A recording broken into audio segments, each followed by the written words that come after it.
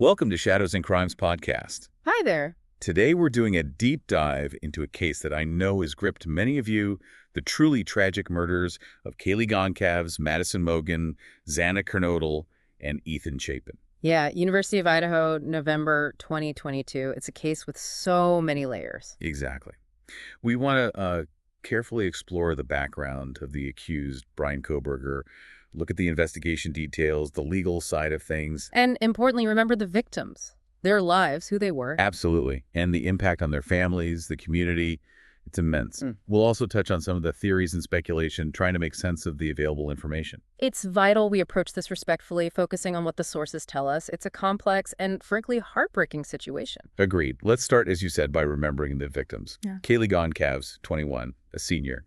She wanted to be an elementary school teacher. Known for being adventurous, loved her dog, Murphy. And she was incredibly close with Madison Mogen, best friends since, what, 6th grade? That's right. Inseparable. Kaylee was really getting her life set up, too. Job lined up after graduation, just bought her own car. Things were happening for her. It really paints a picture of someone just starting out, full of potential, that aspiration to teach. It says a lot. And her best friend, Madison Mogen, Maddie, also 21, senior, studying marketing. People described her as funny, easygoing. She worked at the Mad Greek restaurant, even ran their social media. Right, creative, outgoing. She was in a serious relationship, too, with Jake Schreiger for a couple of years. So deep connections there as well. Losing her meant losing someone very central to many lives.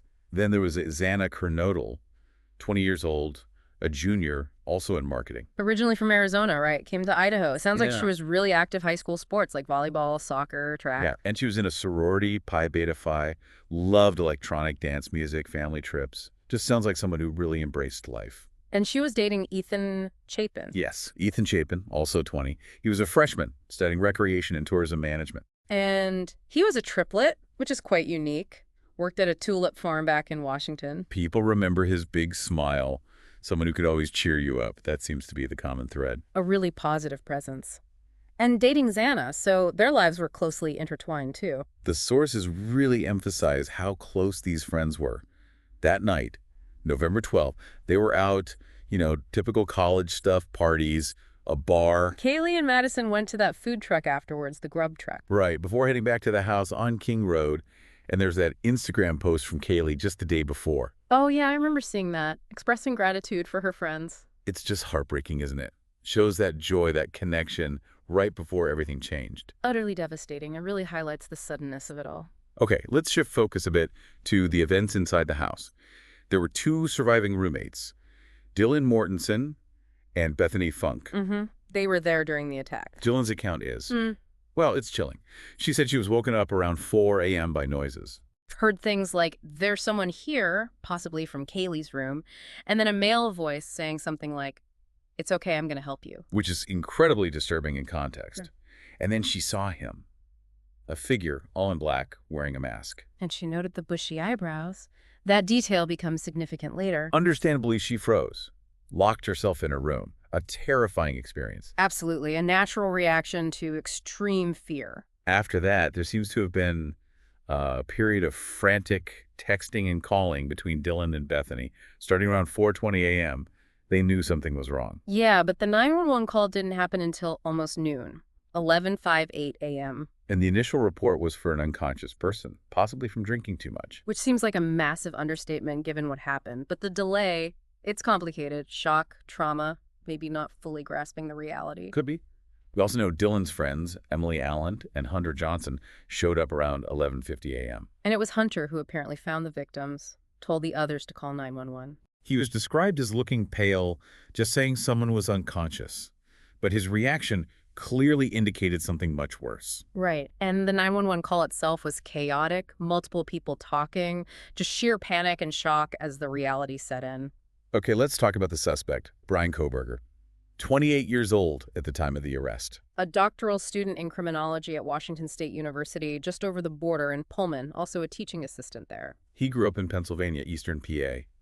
Described as a close-knit family, father in maintenance, mother worked for the school district. 2 older sisters, one a therapist, the other a school counselor. Interesting family professions, given what happens later. One sister apparently even had a small role in a horror film. The criminology background is obviously the detail that jumps out at everyone. It really does. Studying the very thing he's accused of committing, it raises so many questions. Looking back at his high school years, the picture gets more complex. Described as funny, but maybe not super outgoing. Bonded with a friend over outdoorsy stuff, yearbook aspiration was to be an Army Ranger. But there were struggles too. He was reportedly overweight, bullied, then lost a lot of weight senior year. And apparently his personality changed quite a bit. Yeah, reports suggest he became more aggressive, even allegedly bullying friends, putting them in chokeholds. There were also reports from a friend about heroin use around that time, leading to isolation. But then later, around 2017, he seemed to be turning things around, expressing a desire to get sober, do something positive. It's a very conflicted picture, isn't it? Yeah. Bullying, being bullied, substance abuse, then striving for change. Hard to reconcile with the current charges. Absolutely. It suggests some deep-seated issues, maybe struggles with social interaction, control. The desire for change makes the alleged crime even more baffling. Then there's his behavior after the murders. That cross-country drive with his father back to Pennsylvania for the holidays. And they got stopped twice by police in Indiana on December 15th, tailgating. Right. And the body cam footage shows them just calmly talking to the officers. At that point, the police wouldn't have known anything connecting him to the Idaho case. It wasn't public knowledge linking him. Still, looking back, that calmness is unsettling. Just weeks after such horrific violence. It is. It highlights that potential disconnect between outward behavior and whatever might be going on internally. Let's get into the investigation itself. Key evidence. The victims, found on the second and third floors, multiple stab wounds. And crucially, that tan leather knife sheath found on the bed next to Madison Mogen. With markings. Yep. Kabar, USMC, the Marine Corps Eagle, Globe, and Anchor insignia. And the most critical part, male DNA on the button snap of that sheath. Which was later matched through forensic genealogy and then a direct sample to Bryan Kohberger. That's a huge piece of physical evidence, directly linking him to the crime scene, specifically to the bed of one of the victims. The DNA on the snap implies direct contact. Then there's the vehicle, the white Hyundai Elantra. Right. Surveillance footage caught a white sedan looking like an Elantra near the King Roadhouse multiple times between about 3:30 and 4:20 a.m. that morning. Making several passes. Could suggest, casing the place or building up nerve. The FBI helped narrow it down to a 2014-2016 model. And investigators found Kohberger's car, a 2015 white Elantra, on the WSU campus later in November. And they tracked its movement, including that cross-country trip, using things like toll records, Easy Pass. So the car sightings near the scene at the right time, matching his car, plus tracking his movements, it's strong circumstantial evidence. And the cell phone data, also very significant. Extremely. His phone records show it leaving his place in Pullman around 2:47 a.m. Then it goes dark. No signal, basically turned off or airplane mode, until about 4:48 a.m. Which is right during the estimated time frame of the murders. That's highly suspicious. And then the phone pings show it traveling back towards Pullman. But there's more. Yeah, the data showed his phone had been near the King Roadhouse before, on at least 12 occasions prior to November 13th. Often late at night or early in the morning. That suggests potential surveillance, right? Yeah. Familiarizing himself with the area, the house, maybe the occupants' routines. And then his phone was back near the scene after the murders on the morning of the 13th between about 9:1 and 9:21 a.m. Which also raises serious questions. Why go back? What was he doing?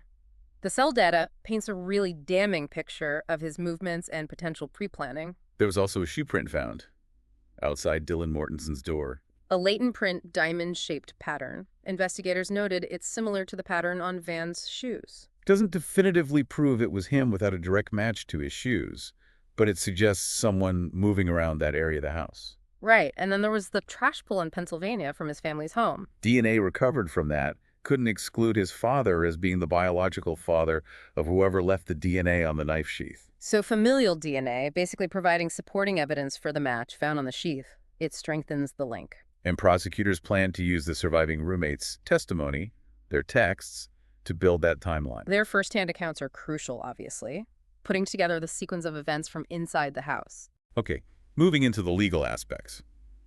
Kohberger was arrested back in Pennsylvania, December 30th, 2022. Extradited to Idaho, charged with 4 counts of first-degree murder plus burglary. He stood silent at his arraignment in May 2023, So the judge entered a not guilty plea on his behalf, And Idaho is a death penalty state. Prosecutors have indicated they will seek it. which raises the stakes enormously. Idaho also allows for execution by firing squad, which is quite rare these days. And another key legal point, Idaho doesn't have an insanity defense. That option isn't on the table for the defense team. So the defense strategy, what we can gather, seems focused on challenging the evidence. Standard practice, of course. They'll likely go after the eyewitness ID Dylan's description, the bushy eyebrows detail, questioning its reliability. Questioning the timeline built from the roommates' accounts and phone activity. Definitely. And attacking the DNA evidence, how it was collected, analyzed, the possibility of transfer, things like that. They'll also likely emphasize the lack of a known prior connection between Kohberger and the victims. No clear motive established yet. Exactly. Trying to create reasonable doubt. The gag order in place makes it hard to know specifics, as everyone involved is limited in what they can say publicly. And the trial date. It was tentatively set for August 2024, but it's been postponed indefinitely. So the legal process is ongoing. It's likely to be a long and complex trial whenever it does happen. Which brings us to the theories and speculation swirling around this case. There's been a lot. Understandably, people try to fill in the blanks when information is limited. The defense has hinted, for instance, that there wasn't much or any forensic evidence from the crime scene found in Kohberger's apartment, his car, or on him directly. Which they'll use to argue he wasn't the one physically there committing the acts. The Goncalves family, Kaylee's family, they've talked about a theory of a kill kit. Right, based on a receipt found, suggesting maybe he bought a bag, changed clothes, things like that shortly beforehand, to dispose of evidence quickly. Then there's the scouting theory, tied to those cell phone pings near the house beforehand. Suggesting he wasn't just randomly there, but on an intelligence mission, as some put it, learning routines. There's also speculation about whether Kaylee and Madison being in the same bed might have changed the killer's plan somehow. An unexpected variable, perhaps? We just don't know. And the big question, why was Dylan Mortensen spared? Theories range from him not seeing her clearly in the dark, To being focused only on escape after the killings, or maybe feeling horribly satiated and not needing to harm anyone else. It's all speculation. There's also been talk about looking into whether Kohberger might have any connection to other unsolved cases in the region. Standard investigative procedure in cases like this to see if there are patterns, but nothing concrete has emerged publicly. The Goncalves family also mentioned finding an Instagram account, possibly Kohberger's, that followed Maddie and Kaylee. Yeah, and apparently liked some of Maddie's photos, but its authenticity wasn't confirmed and the account vanished. If true, it could suggest prior interest, but it's not definitive proof of anything sinister on its own. The defense has also brought up the idea of other unidentified male DNA found at the scene, both inside and outside the house. That's a significant point for them. If there's other DNA, who does it belong to? Could it point to someone else being involved or present? The theory about a drug motive was floated early on, but the Goncalves family strongly refuted that regarding their daughter. Yeah, they were quite adamant about that. And just general speculation about when he might have chosen these specific victims. Was it random? Was it targeted? Did social media play a role? Or even listening to police scanners, as some have wondered. These are the questions that haunt cases like this, especially when a clear motive isn't immediately apparent. Trying to understand the why is often the hardest part. Finally, and most importantly, we need to remember the families, the sheer grief and heartbreak they're enduring. It's unimaginable. Steve Goncalves, Kaylee's father, has been very vocal, remembering her spirit, but also expressing that constant pain. Madison's boyfriend, Jake, remembering her humor, her loving nature. Xana's sister, Jasmine, talking about their incredibly close bond and the immense void left behind. And Ethan's friends and his former boss, recalling his positive energy. Those Ethan smile tulips are such a beautiful tribute. A living memorial. It really shows the impact he had. All the families are united in wanting justice, wanting answers, living with those unanswered questions day in and day out, while preparing for what will inevitably be a very difficult trial. Their strength and determination in the face of such loss is, well, it's remarkable. They carry the true weight of this tragedy. This deep dive really shows just how complex and devastating this case is. Kohberger's background, the events of that night, the evidence, the legal fight ahead. And the endless theories trying to make sense of something so senseless. It's touched so many lives so deeply. It really has. A stark reminder, as you said earlier, of how fragile life is and the ripple effects of violence. The pursuit of justice continues for Kaylee, Madison, Xana, and Ethan. And it's something many people will be following closely, hoping for answers and accountability. Thank you for joining us for this difficult but important discussion. If you found this exploration thought-provoking, please share and subscribe to Shadows and Crimes. We appreciate listening. See you soon.